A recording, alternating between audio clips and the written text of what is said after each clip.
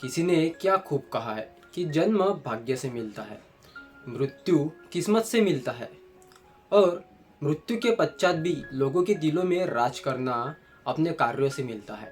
नमस्कार दोस्तों, मैं हूँ हरीश। स्वागत करता हूँ आपका हरीश इंगड़े के ऑफिशियल चैनल पर। एक छोटी सी कहानी आपको सुनाना चाहता हूँ जो आपको एक बात बड़े आसानी से समझा देंगी कि कब किसके साथ कैसे बात करें, कैसा व्यवहार करें।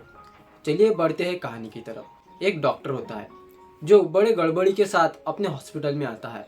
हॉस्पिटल में आते ही एक पेशेंट की फैमिली वाले डॉक्टर पे चिल्लाने लगते हैं कि आप कैसे डॉक्टर हो, आप इस हॉस्पिटल के डॉक्टर हो, ऑनर हो, तो आप कुछ भी नहीं कर सकते। आपको किसी की ज़िंदगी के साथ खिलवाड़ करने का कोई हक नहीं है।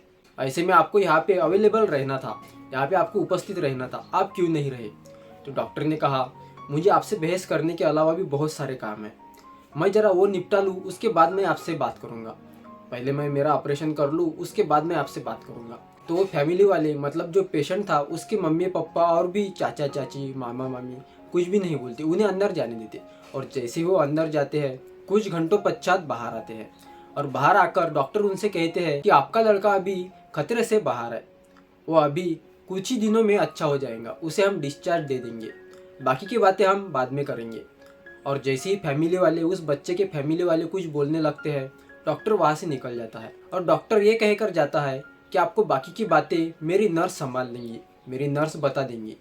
तो वो सभी फैमिली वाले, उस पेशेंट की फैमिली उस नर्स के पास जाते हैं और नर्स के पास जाते ही नर्स उससे कहने लगती है, आपका लड़का अभी खतरे से बाहर है, वो कुछ दिन में डिस्चार्ज हो जाएगा, वही जो डॉक्टर ने कहा था। तो वो फैमिली वाले कहते हैं कि वो सब तो ठीक है, पर ये डॉक्टर इतना आखड़ू क्यों है, इतना खड़ूस क्यों लगता है। जब आया था हमसे सीधे मुंह बात भी नहीं की और आते ही ऑपरेशन थिएटर में चले गया। अब जब ऑपरेशन हो गया, सक्सेसफुल रह गया, तो ये बिना हमसे बात किए यहाँ से निकल गया। कैसा खड़ूस डॉक्टर है, इनको बात करने की जरा सी भी तमीज़ नहीं।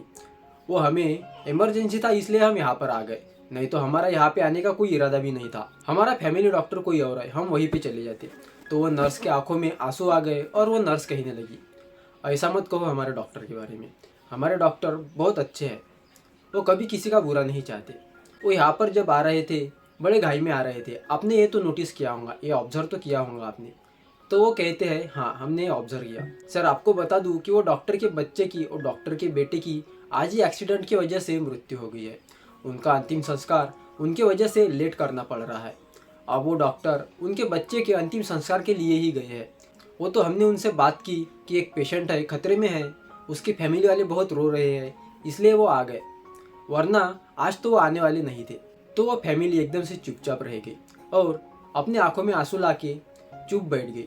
दोस्तों, इस कहानी से हमें एक ही सार मिलता है कि बिना आगे वाले की सिचुएशन जाने, कंडीशन जाने, किसी को भी गेस मत कीजिए, उसे उल्टा सीधा बात मत कीजिए।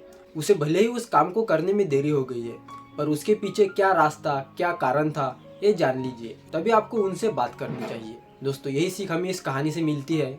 और आपको इस कहानी से नया क्या सीखने को मिला, हमें कमेंट बॉक्स में जरूर बताइए।